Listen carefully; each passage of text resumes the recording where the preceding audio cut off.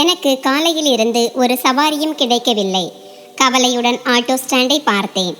என் மனைவி சொன்ன வார்த்தைகள் காதில் ஒலித்தது. மாலைக்கு ஏதாவது வாங்கிட்டு வாங்க. இன்னைக்கு சின்னவள் முதல் முறையா நவராத்திரி விரதம் இருக்கிறாள். திடீரென்று ஒரு வயதான பெண்மணி என் ரிக்ஷா அருகே வந்து, மகனே, என்னை கூட்டிட்டு போய் வீட்டில் விட முடியுமா என்று கேட்டார். அவர் மிகவும் ஏழை பெண்மணி. மனதிற்குள் நினைத்தேன், இவரை வீட்டில் விட்டு விடுகிறேன். ஒருவேளை இவரது ஆசிர்வாதத்தால் ஏதாவது சவாரி கிடைக்குமோ? நான் அவரை அவர் வீட்டு வாசலில் இறக்கிவிட்டு திரும்பும்போது எதிரே இருந்த காட்சியை பார்த்து எனக்கு மூச்சே நின்று விட்டது. ஏனெனில் அது நவராத்திரி மாதம். மக்களின் வீடுகளில் விதவிதமான பலகாரங்கள் செய்யப்பட்டு வந்தன. கோயில்களில் அலங்காரம் நடந்து கொண்டிருந்தது. எல்லா தெருக்களிலும் திருவிழா மற்றும் கர்பா நடனத்திற்கான ஏற்பாடுகள் நடந்து கொண்டிருந்தன. ஆனால் மறுபுறம் எங்களைப் போன்ற ஏழை மக்கள் இருந்தோம். இந்த புனிதமான நேரத்தில் எல்லாமே விலை உயர்ந்து விட்டதே என்று கவலைப்பட்டோம். அது பால், பழம் அல்லது பிரசாத பொருட்கள் எதுவாக இருந்தாலும். காலையில் இருந்தே மனம் மிகவும் பாரமாக இருந்தது. வேலை கிட்டத்தட்ட நின்று போயிருந்தது. அதற்கும் மேலே என் ரிக்ஷாவும் உடைந்து போயிருந்தது. அதை சரி செய்வது அவசியம். மக்கள் அதன் நிலையை பார்த்து ஏறுவதற்கு தயங்கினார்கள். இப்போது யோசித்து கொண்டிருந்தேன், வீட்டு செலவை நடத்துவதா அல்லது ரிக்ஷாவை சரி செய்வதா? இரண்டில் ஒன்றைத்தான் செய்ய முடியும். காலையில் மனைவி டீயுடன் பழைய ரொட்டியை வைத்தபோது தன் உதடுகளை கடித்துக்கொண்டு மெதுவாக சொன்னாள், மாலைக்கு ஏதாவது வாங்கிட்டு வாங்க. இன்னைக்கு சின்னவளுக்கு முதல் விரதம். என் கைகள் அங்கேயே நடுங்கின. நான் ஆச்சரியத்துடன் குறை கூறுவது போன்ற பார்வையுடனும் அவளை பார்த்தேன். என் நிலையை அவள் அறிவாள். ஆனாலும் அவள் மகளை தடுக்கவில்லை. தன்னை நியாயப்படுத்தி கொண்டு அவள் சொல்ல ஆரம்பித்தாள். சின்னவளின் அப்பா, நான் அவளுக்கு நிறைய எடுத்து சொன்னேன். ஆனால் அவள் குழந்தை கெஞ்ச ஆரம்பித்து விட்டாள். அக்கம் பக்கத்து பெண்கள் எல்லாம் பூஜைக்காக புது வளையல்கள், துப்பட்டா அணிவார்கள். நான் மட்டும் சும்மா இருந்து விடுவேனா என்று கேட்டாள். எழுந்திருந்தால் காலையிலிருந்தே அழுது கொண்டிருப்பாள். நான் ஒரு நீண்ட மூச்சு விட்டேன். ஒருவேளை என் மகளின் அதிர்ஷ்டத்தால் துர்கா தேவியே ஒரு வழியை காட்டுவாரோ? நாள் முழுவதும் நான் சந்தை மற்றும் தெருக்களில் அலைந்து திரிந்து சவாரிகள் கிடைக்குமா அல்லது ஏதாவது சிறிய வேலை கிடைக்குமா என்று பார்த்தேன். ஆனால் பெரியதாக எதுவும் நடக்கவில்லை. இறுதியில் தோல்வியடைந்து என் உடைந்த ஆட்டோ அருகே சாலை ஓரத்தில் அமர்ந்து கொண்டேன். என் அருகில் மற்றவர்களின் அழகாக அலங்கரிக்கப்பட்ட ஆட்டோக்கள் நின்றிருந்தன. முன்பு என் நிலைமை இப்படி இல்லை. நான் ஒரு துணிக்கடையில் வேலை செய்தேன். வருமானம் அதிகமில்லை.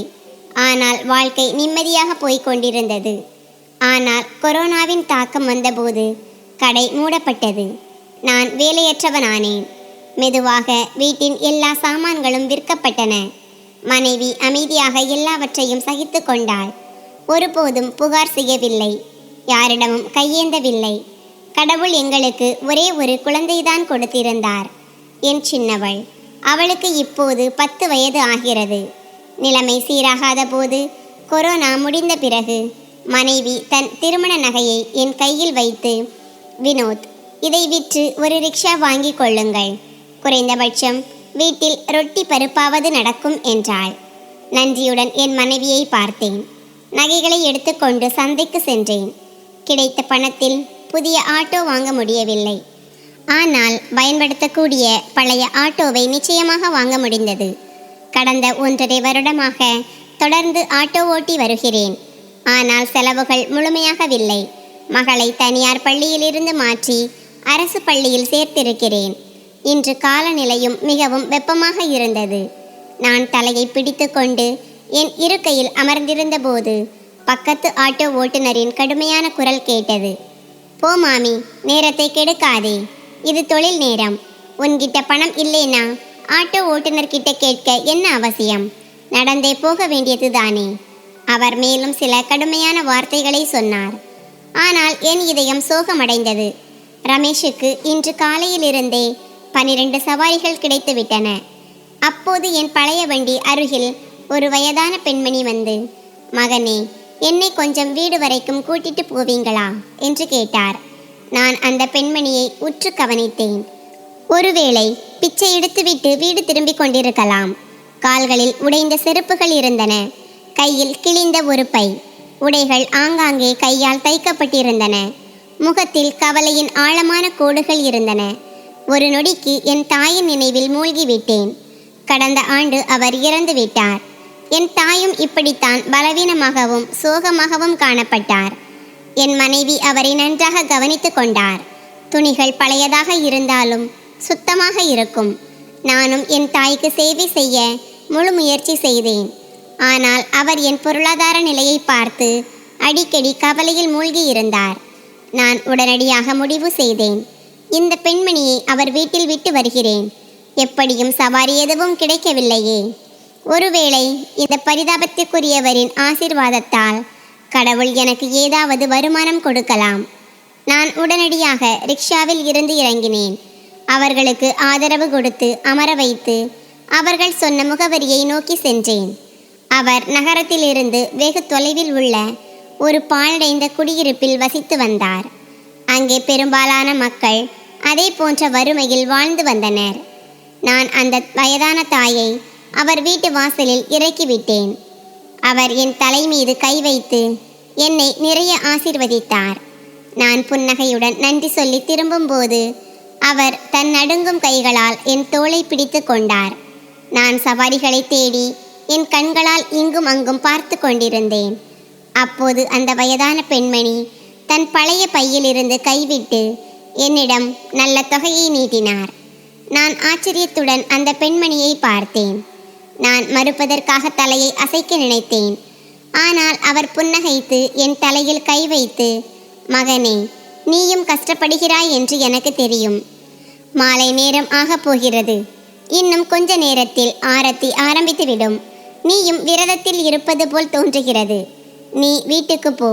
உன் மனைவி குழந்தைகளுடன் சேர்ந்து தாயை வழிபடுங்கள். எப்படியும் நான் தனியாகத்தான் இருக்கிறேன். துர்கா அன்னை எனக்கு எவ்வளவு கொடுத்திருக்கிறாரோ அது எனக்கு போதும். நாளை என்ன நடக்கும் என்று மாதா ராணிக்கு தெரியும். என் பிரார்த்தனை என்னவென்றால், அன்னை உன் வாழ்க்கையில் சுகத்தையும் அமைதியையும் செழிப்பையும் நிரப்ப வேண்டும். என் கண்களில் கண்ணீர் வந்தது. எல்லாரும் பிச்சைக்காரர் என்று நினைத்தவரின் இதயம் எவ்வளவு பெரியது. அவர் தன் உழைப்பின் சம்பாத்தியத்தில் இருந்து எனக்கு பணம் கொடுத்தார். ஒரு நொடிக்கு என் மனதில் ஒரு எண்ணம் வந்தது. இது தானமாக கிடைத்த பணம். இதை கொண்டு என் மனைவி மற்றும் மகளுக்காக விரதத்திற்கான பலகாரத்தை வாங்கி கொடுக்கலாமா? ஆனால் அடுத்த நொடியே என் மகள் முகம் என் கண்களுக்கு முன் வந்தது. தன் அப்பா இன்று தனக்காக ஏதாவது நல்லது கொண்டு வருவார் என்ற நம்பிக்கையில் அவள் விரதம் இருந்தாள். நான் அந்த பணத்தை வாங்கி கொண்டு அந்த வயதான பெண்மணிக்கு மனதார நன்றி சொன்னேன். பிறகு விரைவாக சந்தைக்கு சென்றேன். சில பழங்கள், கொஞ்சம் பால் மற்றும் இனிப்பு வாங்கினேன். வீட்டிற்கு வந்து சேர்ந்தேன்.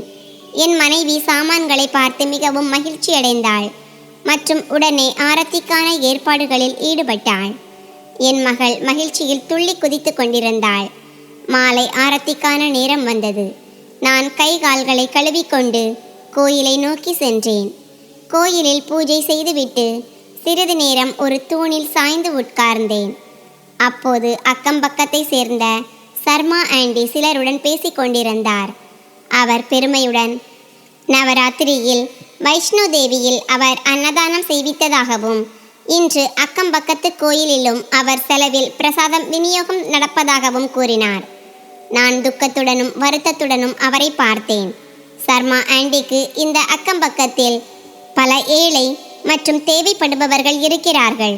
அவர்கள்தான் உண்மையில் இந்த அன்னதானத்திற்கு தகுதியானவர்கள் என்ற உணர்வு இருந்திருந்தால் அவர் வெளியே காட்டிக்கொள்வதற்கு பதிலாக இத்தகைய வீடுகளில் அமைதியாக ரேஷனை கொண்டு சேர்த்திருந்தால் அதிக புண்ணியம் கிடைத்திருக்கும். நான் அமைதியாக அங்கிருந்து எழுந்து வீட்டிற்கு திரும்பினேன். ஆரத்தி மணிகள் ஒலிக்க ஆரம்பித்தன. நாங்கள் மூவரும் சேர்ந்து பூஜை செய்தோம். நானும் என் மனைவியும் எங்கள் மகளுக்கு எங்கள் கைகளால் பலகாரத்தை ஊட்டிவிட்டோம். பிறகு நான் என் சட்டை பையிலிருந்து ரூபாய் 100 எடுத்து மகளுக்கு கொடுத்து, குழந்தாய், இது உன் பரிசு என்றேன். என் அப்பாவியான மகள் இதை பார்த்தே மிகவும் மகிழ்ச்சி அடைந்தாள். பிறகு அவளும் என் மனைவியும் குளித்துவிட்டு மாலை ஆரத்திக்காக கோயிலுக்கு சென்றார்கள். நானும் பூஜை முடிந்த பிறகு மீண்டும் கோயிலுக்கு சென்றேன். அங்கே எல்லோரும் சர்மா ஆண்டியை புகழ்ந்து கொண்டிருந்தார்கள். அவர் வீட்டிலிருந்து எவ்வளவு நல்ல பிரசாதம் வந்திருந்தது என்று. சர்மா ஆண்டி கைகூப்பி எல்லோருக்கும் நன்றி சொல்லி கொண்டிருந்தார். அப்போது என் பார்வை சில குழந்தைகள் மீது விழுந்தது. அவர்கள் தட்டுகளில் மீதமுள்ள பிரசாதத்தை தூக்கி கொண்டிருந்தார்கள்.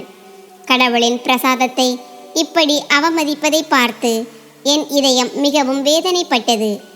ஆனால் ஏதாவது சொல்லப்போனால் நமக்கே விபரீதத்தை வரவழைப்பது போலாகும். எனக்கு அந்த வயதான பெண்மணி அன்று எனக்கு உதவியதிலிருந்து ஒரு தேவிக்கு குறைவானவர் இல்லை. சில நாட்கள் இப்படியே கடந்து போயின. ஒரு நாள் நான் ஒரு சவாரியை இறக்கிவிட போய்க் கொண்டிருந்த போது எதிரே வேகமாக வந்த ஒரு கார் என் ஆட்டோவை மோதி தள்ளியது. சவாரிக்கு சாதாரண காயங்கள் மட்டுமே ஏற்பட்டன. ஆனால் என் 2 கால்களும் மோசமாக நசுங்கிவிட்டன. மக்கள் என்னை மருத்துவமனைக்கு கொண்டு சென்றார்கள். சில பேர் அங்கேயே எனக்கு உதவியும் செய்தார்கள். எனக்கு என்னை விட என் பழைய ஆட்டோவுக்கான கவலைதான் அதிகமாக இருந்தது. அது என் வீட்டின் ஆதாரம். யாரோ என் மனைவிக்கு தகவல் கொடுத்திருந்தார்கள். அவள் அழுது புலம்பிக் கொண்டு மருத்துவமனைக்கு வந்தாள். என் நிலையை பார்த்து அவள் உடைந்து போயிருந்தாள். அறுவை சிகிச்சை செய்ய வேண்டும். ஆனால் எங்களிடம் ஒன்றுமில்லை. மனைவி உறவினர்களிடம் உதவி கேட்க ஆரம்பித்தாள். ஆனால் நவராத்திரி மற்றும் தீபாவளி என்ற சமாதானம் சொல்லி எல்லோரும் மறுத்துவிட்டனர். மருத்துவமனைக்காரர்கள் ஒரு வள்ளல் பக்தரின் உதவியால் என் அறுவை சிகிச்சையை செய்வித்தார்கள். ஆனால் சரியான பராமரிப்பு மற்றும் ஊட்டச்சத்து இல்லாததால் என் கால்களில் தொற்று பரவிவிட்டது. மருந்துகள் மிகவும் விலை உயர்ந்தவை என்பதால் எங்களால் அவற்றை வாங்கவே முடியவில்லை. சில நாட்களுக்கு பிறகு இனி வீட்டிலேயே தான் கவனித்து கொள்ள வேண்டும் என்று சொல்லி மருத்துவமனை எங்களை டிஸ்சார்ஜ் செய்தது. இப்போது நான் படுக்கையில் கிடந்தேன். என் மகள் சின்னவள் இதை பார்த்து பயந்து விட்டாள். என் மனைவி அனிதா அக்கம்பக்கத்து பெண்களிடம் உதவி கேட்பாள். ரேஷனுக்கான அரசு வரிசைகளில் நிற்பாள். ஆனால் எங்கிருந்தும் எந்த உதவியும் கிடைக்கவில்லை. அவள் ஒரு நேர்மையான பெண். உலகின் சாமர்த்தியங்களை அவள் அறியாதவள். பல நேரங்களில் மக்கள் சமாதானம் சொல்லி உதவி என்ற பெயரில் அவளை கேலி செய்வார்கள் அல்லது அவமானப்படுத்துவார்கள். அவள் அழுது கொண்டே திரும்புவாள். நான் இரவும் பகலும் கடவுளிடம் இந்த சோதனையில் இருந்து விடுதலை கிடைக்க வேண்டும் என்று பிரார்த்தனை செய்து கொண்டிருந்தேன். அக்கம்பக்கத்து கோயில் குருக்களுக்கு எங்கள் நிலைமை தெரியும். அவர் நவராத்திரியில் துர்கா மாதாவின் பூஜை முடிந்த பிறகு மீதமுள்ள நெய்வேத்தியம் மற்றும் பிரசாதத்தை எங்களுக்கு அனுப்பி வைப்பார். ஒரு நாள் நான் என் மனைவி அனிதாவிடம் சேட் ஹரிராமின் வீட்டிற்கு சென்று அவரது மனைவியிடம் பேச வைக்க சொல்லுங்கள் என்றேன். இதை கேட்டு அனிதா சோகமடைந்தாள். ஏனென்றால் அவள் ஏற்கனவே பல வீடுகளில் இருந்து வெறுங்கையுடன் திரும்பியிருந்தாள். ஆனால் நான் வற்புறுத்தி அவளை அனுப்பினேன். ஏனென்றால் சேட் ஹரிராம் இந்த முறை நவராத்திரியில் கோயிலில் மிகப்பெரிய அன்னதானம் செய்ய போவதாக கேள்விப்பட்டிருந்தேன். அவர் வெறும் சில ஆயிரக்கணக்கான ரேஷன் பொருட்களையோ அல்லது என் மருந்துகளுக்கோ உதவினால் ஒருவேளை நான் குணமடையலாம் என்று நம்பினேன். அனிதா சென்று நீண்ட நேரம் ஆகியிருந்தது. சின்னவள் என் அருகிலேயே விளையாடி கொண்டிருந்தாள். திடீரென்று கதவு திறந்தது. அனிதா வீட்டிற்குள் நுழைந்த நிலையை பார்த்து என் இதயம் நடுங்கியது. அவள் நடையில் தெளிவாக தடுமாற்றம் இருந்தது. அவளது கலைந்த கூந்தலும் நசுங்கிய ஆடையின் நிலைமையும் அவள் பார்வையில் இருந்து தெளிவாக தெரிந்தது. அவள் நடுங்கிக் கொண்டே என் அருகில் வந்து நின்று தன் முஷ்டியை திறந்து அதில் அழுந்து பிடித்திருந்த 1000 ரூபாயை என் முன் வீசிவிட்டு அழுது கொண்டே அறைக்குள் சென்று பூட்டி கொண்டாள். சின்னவள் முன்னிலையில் அவளிடம் என்னால் எதுவும் கேட்க முடியவில்லை. என் இதயம் மோசமாக நடுங்கிக் கொண்டிருந்தது. எனக்கு விபரீதமான பயம் தொற்றிக்கொண்டது. நான் உடனே சின்னவளிடம், குழந்தாய், நீ கொஞ்ச நேரம் பக்கத்து ஆண்டி வீட்டிற்கு போ, அவளுடைய பேத்தியுடன் விளையாடு என்றேன். அவளும் பல நாட்களாக வீட்டிலேயே அடைந்து கிடந்து சலிப்படைந்திருந்தாள். அதனால் அனுமதி கிடைத்தவுடன் சகுந்தலா அத்தையின் வீட்டிற்கு சென்றாள். எப்போதும் அனிதாதான் எனக்கு தாங்களாக இருந்து படுக்கையிலிருந்து எழுப்புவாள். ஆனால் அப்போது நான் மிகுந்த தைரியத்துடன் என்னை தானே இழுத்து படுக்கையில் இருந்து கீழே இறக்கி என் செயலற்ற உடலை இழுத்து கொண்டு கதவு வரைக்கும் சென்றேன். நான் கதவை பலமாக தட்டி அனிதாவை அழைத்தேன். ஆனால் உள்ளே இருந்து அவள் விம்மல்களின் சத்தம் மட்டுமே வந்தது. நான் அழுது கொண்டே கெஞ்ச ஆரம்பித்தேன். அனிதா, கடவுள் மேல் ஆணை, உன் மகள் மேல் ஆணை, கதவை திறந்துவிடு. என்ன நடந்தது என்று எனக்கு சொல். என் இதயம் துக்கத்தால் வெடித்துவிடும். சிறிது நேரம் அமைதி நிலவியது. பிறகு திடீரென்று கதவு திறந்தது. நான் அறைக்குள் நுழைந்தவுடன் அவளது கிழிந்த சட்டை, கழுத்தில் இருந்த காயங்கள் மற்றும் காயம் அடைந்த மணிக்கட்டு என் முன் இருந்தது. அவள் நவராத்திரி நாட்களில் அந்த மிருகங்களின் வீட்டிற்கு சென்றிருந்தாள். இப்போது எனக்கு வேறு எதுவும் சொல்ல தேவையில்லை. எல்லாவற்றையும் நான் புரிந்து கொண்டேன். அவள் தரையில் விழுந்து மோசமாக அழ ஆரம்பித்தாள். நான் அவளை கட்டிப்பிடித்தேன். அவள் விக்கல்களுடன் சொல்ல ஆரம்பித்தாள். சேட்சியின் வீட்டில் உள்ள பெண்கள் எங்கோ வெளியே சென்றிருந்தார்கள். வேலைக்காரன் இதை என்னிடம் சொல்லவில்லை. நான் சென்று சேட்ஜியை சந்திக்க வேண்டும் என்று விரும்பிய போது அவர் என்னை வரவேற்பறையில் உட்கார வைத்துவிட்டு அமைதியாக சென்று விட்டார். சிறிது நேரம் கழித்து சேட்ஜி வந்தார். நான் அவரிடம் உதவிக்காக கெஞ்சிய போது அவர் வேலைக்காரனிடம் கதவை பூட்ட சொன்னார். பிறகு என்னிடம் நான் எவ்வளவு விரும்புகிறேனோ அவ்வளவும் அவர் எனக்கு உதவி செய்வார் என்று சொன்னார். இவ்வளவு சொல்லி அனிதா விம்மி குலுங்கி அழ ஆரம்பித்தாள். என் உடலில் இருந்து உயிர் போனது போல் உணர்ந்தேன். அவள் தொடர்ந்து சொன்னாள். நான் தப்பி ஓட நிறைய முயற்சி செய்தேன். ஆனால் கதவு பூட்டப்பட்டிருந்தது. கடவுள் மேல் ஆணை, இதில் என் சம்மதம் கொஞ்சமும் இல்லை.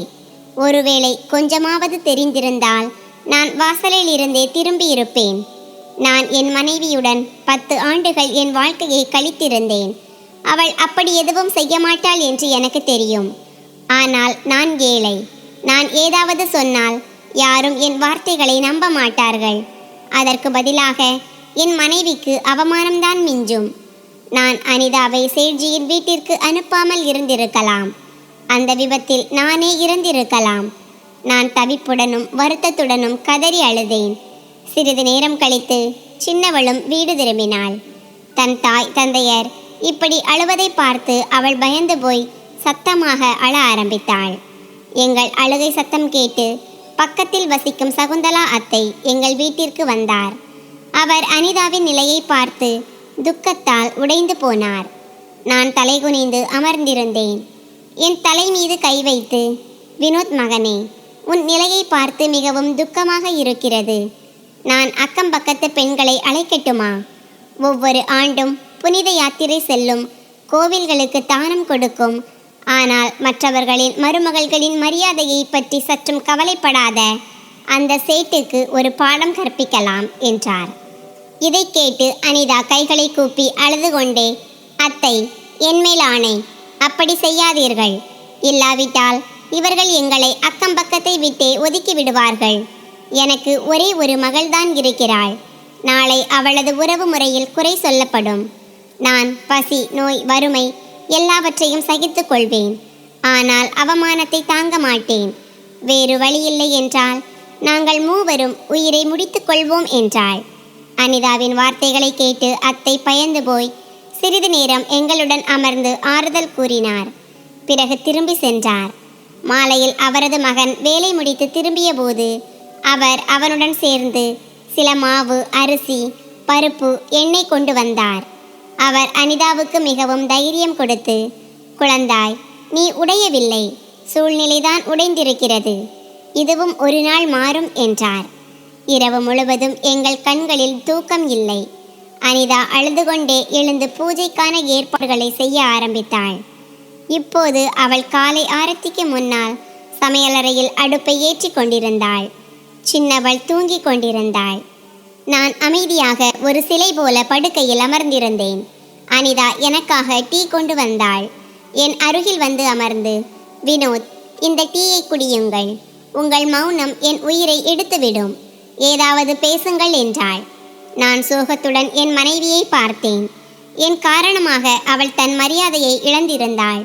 நான் எவ்வளவு திக்கு முக்காடியவன். நான் இருந்தும் அவள் பாதுகாப்பாக இல்லை. நான் அவள் கைகள் மீது என் கையை வைத்து அவளுக்கு ஆறுதல் சொன்னேன்.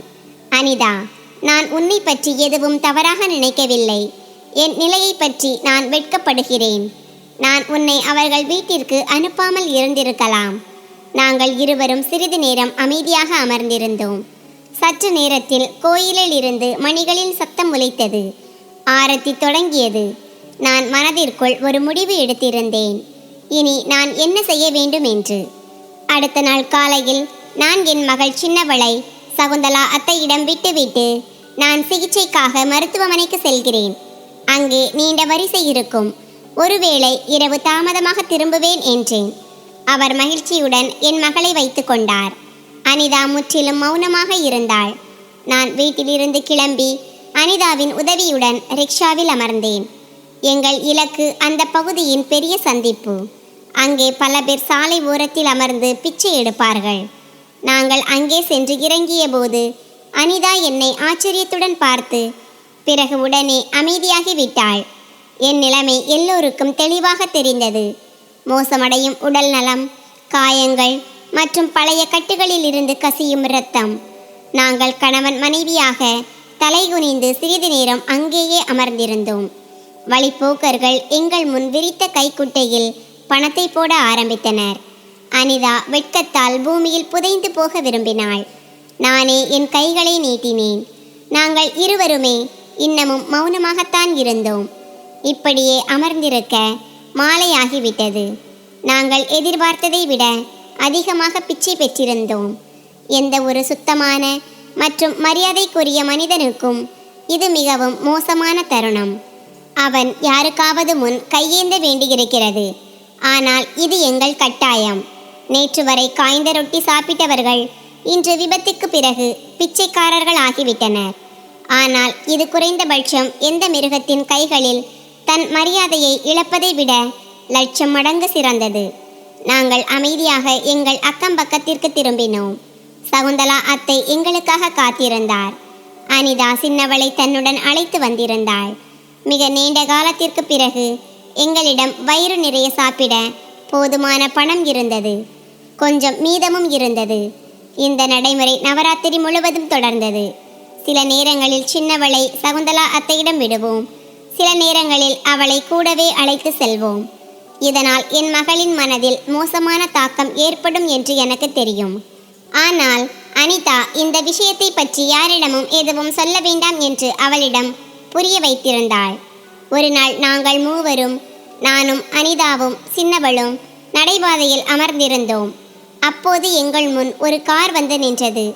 அதிலிருந்து இறங்கிய நபரை பார்த்ததும் என் நெற்றி சுருங்கியது.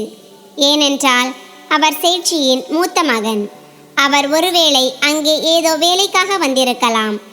இறங்கிய உடனே அவர் தன் மொபைலால் என்னை மற்றும் அனிதாவை புகைப்படம் எடுக்க ஆரம்பித்தார். அங்கே இருந்த மக்கள் அவரை தடுக்க முயன்றபோது அவர் வாக்குவாதம் செய்ய ஆரம்பித்தார். மற்றும் இந்த ஆள் எங்கள் அக்கம்பக்கத்தை சேர்ந்தவன். அக்கம்பக்கத்து மக்கள் இவனுக்கு நிறைய உதவி செய்கிறார்கள். என் தந்தையே இவன் மனைவியின் சிகிச்சைக்காக பணம் கொடுத்தார். ஆனால் இவன் வேண்டுமென்றே இங்கே உட்கார்ந்து பிச்சை எடுக்கிறான். பிச்சையை ஒரு தொழிலாக மாற்ற என்றார். அவர் சொன்ன வார்த்தைகளை கேட்டு சில பேர் எங்களை தவறாக பேச ஆரம்பித்தனர். சில பேர் அவரை தடுக்க முயன்றனர். மக்கள் அவருக்கு புரிய வைத்து அங்கிருந்து அவரை அகற்றினார்கள். இப்போது மக்கள் எங்களை சந்தேகத்துடன் பார்க்க ஆரம்பித்தனர். என்னிடம் என் மருத்துவ அறிக்கைகள் அனைத்தும் இருந்தன. நான் அங்கே நின்றிருந்தவர்களிடம் நான் ஆசையுடன் பிச்சை எடுக்கவில்லை என்று சொன்னேன். அக்கம்பக்கத்து மக்கள் ஒருவேளை எங்களுக்கு எப்போதாவது உதவி செய்திருந்தாலும் அதற்கு பதிலாக என் மனைவி மற்றும் மகளிடம் அவர்களின் நடத்தை மிகவும் மோசமாக இருக்கும். நான் என் அறுவை சிகிச்சைக்காக பணம் சேமிக்கவில்லை என்றால் என் 2 கால்களும் வெட்டப்படும் ஆபத்து உள்ளது. என்னை அவமானப்படுத்திவிட்டு சென்ற அவரது தந்தை என் மனைவியிடம் என்னவெல்லாம் மோசமான முறையில் நடந்து கொண்டார் என்று என்னால் அங்கே இருந்தவர்களிடம் விரும்பியும் சொல்ல முடியவில்லை. இதற்கிடையில் அங்கே ஒரு கார் வந்து நின்றது. அதிலிருந்து ஒரு இளம் பெண்மணி இறங்கினார். அவர் அங்கே கூடியிருந்தவர்களிடம், ஒரு ஏழையின் கட்டாயத்தை நீங்கள் என்ன வேடிக்கையாக ஆக்கிவிட்டீர்கள், இங்கிருந்து விலகி செல்லுங்கள் என்றார். அந்த பெண்மணி சொன்னதை கேட்டு அங்கிருந்த மக்கள் அனைவரும் சென்றுவிட்டனர். அந்த பெண் அனிதாவிடம், யாரோ ஒருவர் உங்கள் உதவிக்காக என்னை இங்கே அனுப்பியுள்ளார். என்னுடன் வாருங்கள் என்றார். அவள் சொன்னதை கேட்டு நானும் என் மனைவியும் ஒருவரையொருவர் ஆச்சரியத்துடன் பார்த்தோம். பிறகு நாங்கள் அவருடன் கிளம்பினோம். அவரது கார் ஒரு மிகப்பெரிய பங்களா முன் வந்து நின்றது. நாங்கள் மூவரும் ஆச்சரியத்துடனும் குழப்பத்துடனும் அந்த அதி ஆடம்பரமான பங்களாவை பார்த்து கொண்டிருந்தோம்.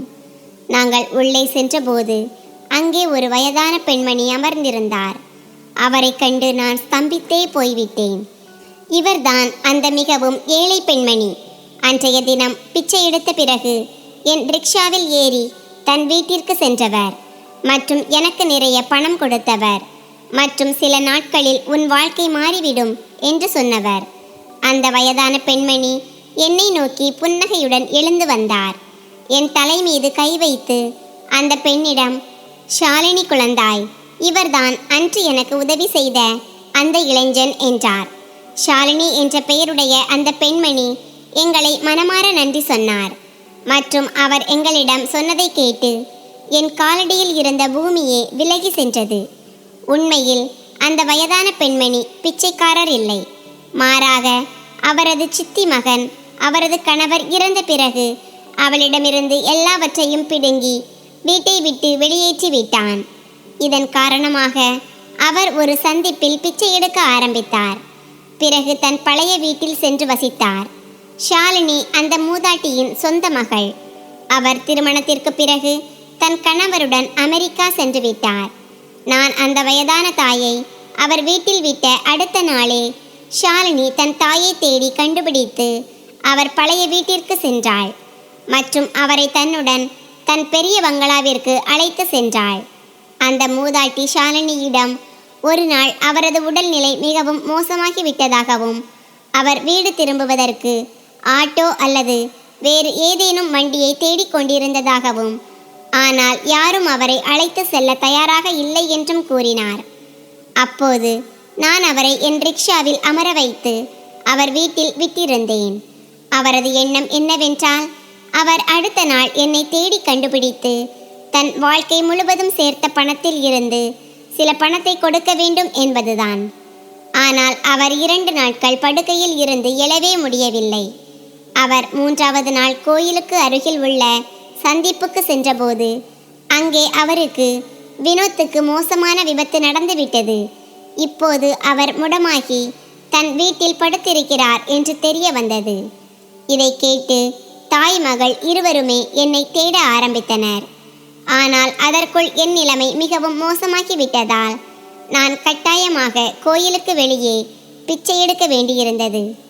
அங்கே உள்ளூர் சேட்சியின் மகன் என் மற்றும் என் மனைவியின் புகைப்படங்களை சமூக ஊடகங்களில் பதிவிட்டு இந்த ஆள் வேண்டுமென்றே தன் வேஷத்தை மாற்றி மக்களின் உணர்ச்சிகளை பயன்படுத்தி பிச்சை எடுக்கிறான் என்றும் எழுதியிருந்தார். இத்தகைய மோசடி ஆட்களிடமிருந்து ஜாக்கிரதையாக இருங்கள் மற்றும் இத்தகைய போலி நபர்களுக்கு உதவி செய்து உண்மையான தேவைப்படுபவர்களின் உரிமையை பறிக்காதீர்கள் என்றும் எழுதியிருந்தார். இந்த செய்தி கண் இமைக்கும் நேரத்தில் சமூக ஊடகங்கள் முழுவதும் பரவியது. ஷாலினி என் புகைப்படத்தை தன் தாயிடம் காட்டியபோது அந்த வயதான பெண்மணி உடனே என்னை அடையாளம் கண்டுகொண்டு தன் மகளிடம், இவர்தான் அன்று எனக்கு உதவி செய்த நபர் என்று கூறினார். இந்த வழியில்தான் ஷாலினி எங்களை தேடி அந்த சந்திப்புக்கு வந்திருந்தார். ஒரு வயதான பெண்மணிக்கு சிறிது உதவி செய்ததற்காக எங்களுக்கு இவ்வளவு பெரிய வெகுமதி கிடைக்கும் என்று நான் என் கனவிலும் நினைக்கவில்லை. ஷாலினி ஒரு சமூக ஆர்வலர் மற்றும் ஒரு மிகப்பெரிய நிறுவனத்தை நடத்தி வந்தார். அதன் மூலம் அவர் நூற்றுக்கணக்கான தேவைப்படுபவர்களுக்கு கவனித்து கொண்டிருந்தார். இது எல்லாவற்றையும் அவர் தன் மறைந்த தந்தையின் போதனையை நிறைவேற்றுவதற்காக செய்து கொண்டிருந்தார். ஷாலினி எனக்கு சிறந்த சிகிச்சையை அளித்தார் மற்றும் 2 மாதங்களுக்கு பிறகு நான் என் கால்களில் நிற்க முடிந்தது. நான் நல்ல நாட்களில் மெட்ரிக் வரை படித்திருந்தேன். என் உடல்நிலை சரியானவுடன் ஷாலினி என்னை தன் நிறுவனத்திலேயே ஒரு சமூக ஆர்வலராக வேலைக்கு வைத்து கொண்டார். என் மனைவியும் ஷாலினியின் வீட்டில் வேலைக்கு சேர்ந்தார் மற்றும் அவர் இப்போது லீலாவதி என்ற பெயருடைய அந்த மூதாட்டியை கவனித்து கொண்டார். நான் எப்போது ஷாலினியுடன் சேர்ந்து எந்த தேவைப்படுபவரையும் தேடி அவர்களுக்கு உதவ சென்றாலும் எனக்கு உள்ளுக்குள் ஒரு ஆன்மீக மகிழ்ச்சி கிடைக்கிறது. அதை நான் வார்த்தைகளில் சொல்ல முடியாது. கடவுள் செல்வத்தை கொடுத்தவர்கள் தேவைப்படுபவர்களை கவனிக்க ஆரம்பித்தால் யாரும் பசியுடன் தூங்க மாட்டார்கள். மற்றும் எந்த ஒரு ஏழையும் கட்டாயப்படுத்தப்பட்ட மனிதனும் தன் அவலத்தில் தற்கொலை செய்ய மாட்டான். கெட்ட நேரம் என்பது ஒரு சோதனை. அது நல்லவர்களையும் தலைகுனிய வைக்கும். இப்படியே 5 ஆண்டுகள் கடந்து போயின. என் மகளுக்கு இப்போது 15 வயது ஆகியிருந்தது மற்றும் அவள் ஒரு சிறந்த பள்ளியில் படித்து கொண்டிருந்தாள். ஒரு நாள் எங்களுக்கு சில தகுதியற்ற பிள்ளைகள் ஒரு முதியவரை குப்பை கூளத்தில் வீசிவிட்டு ஓடிவிட்டார்கள் என்று தகவல் கிடைத்தது. உள்ளூர் மக்கள் எங்கள் நிறுவனத்தின் எண்ணை தேடி எங்களை அழைத்தார்கள். நான் என் 2 சகாக்களுடன் ஆம்புலன்ஸில் அந்த இடத்திற்கு சென்றேன். நாங்கள் குப்பை கூளத்தில் சுற்றப்பட்டிருந்த அந்த நோய்வாய்ப்பட்ட மற்றும் மயக்கமடைந்த முதியவரை நேராக்கிய போது நான் உள்ளுக்குள் நடுங்கி போனேன். அவர் வேறு யாருமல்ல, எங்கள் அக்கம் பக்கத்தின் அதே கொடுங்கோலன் சேட் ஹரிராம் தான். அவரை எல்லோரும் சேட்சி என்று அழைப்பார்கள். கடவுளின் நீதியின் தராசு தன் தீர்ப்பை சொல்லிவிட்டது. என் மேலும் என் மனைவி மேலும் மற்றும் எத்தனை ஆதரவற்றவர்கள் மேலும் அநீதி செய்ததற்கான பலன் சேட் ஹரிராமுக்கு இந்த பூமியிலேயே கிடைத்துவிட்டது. என் கண்களில் கண்ணீர் வந்தது. நான் ஒரு ஏழை மற்றும் ஆதரவற்ற மனிதன். பழிவாங்க முடியவில்லை. ஆனால் கடவுளின் நீதிமன்றத்தில் நீதி கிடைத்திருந்தது. இந்த கதை நமக்கு கற்பிப்பது என்னவென்றால், ஒருபோதும் யாருக்கும் உதவி செய்வதிலிருந்து பின்வாங்கக்கூடாது. ஏனென்றால் ஒரு சிறிய உதவி கூட சில நேரங்களில் மிகப்பெரிய பலனாக திரும்ப வரலாம். மற்றும் மற்றவர்கள் மேல் அநீதி செய்யும் மக்களுக்கு கடவுளின் நீதிமன்றத்தில் நிச்சயம் நீதி கிடைக்கும். அது தாமதமானாலும் கூட. நண்பர்களே, இந்த கதை உங்களுக்கு எப்படி இருந்தது என்று கருத்து தெரிவிக்கவும். கதை பிடித்திருந்தால் அதை விரும்பி உங்கள் நண்பர்களுடன் பகிர்ந்து கொள்ளுங்கள். இது போன்ற புதிய சுவாரஸ்யமான கதைகளுக்கு எங்கள் சேனலை சப்ஸ்கிரைப் செய்யுங்கள்.